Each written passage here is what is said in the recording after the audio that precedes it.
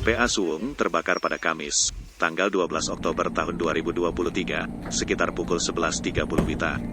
Penyebab kebakaran diduga akibat gas metan yang berada di tumpukan sampah.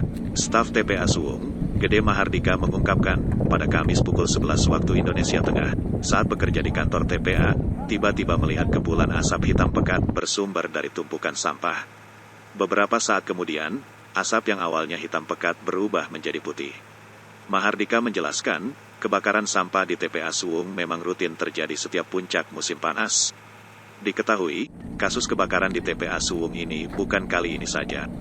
Sebelumnya kasus kebakaran sempat terjadi pada tahun 2019 lalu. Menerima laporan adanya kebakaran di TPA Suwung, petugas BPBD Denpasar dari Pos Induk meluncur untuk melakukan penanganan. Upaya pemadaman ini didukung oleh tim gabungan, dengan total 10 unit armada damkar, 6 unit dari Kota Denpasar, 2 unit dari Kabupaten Badung, dan 2 unit dari Kabupaten Gianyar, serta 1 unit loader serta 4 ekskavator. Alat berat ini untuk membuka akses mendekati titik-titik api, agar mobil damkar lebih mudah bergerak menyemprotkan air. Kalaksa BPBD Provinsi Bali, Imade Rentin dan Kadis Kehutanan dan Lingkungan Hidup Provinsi Bali berada di lapangan memimpin operasi dan mengarahkan personil untuk proses pemadaman. Sebagai antisipasi juga disiagakan 2 unit mobil ambulans dari BPBD Bali dan BPBD Kota Denpasar.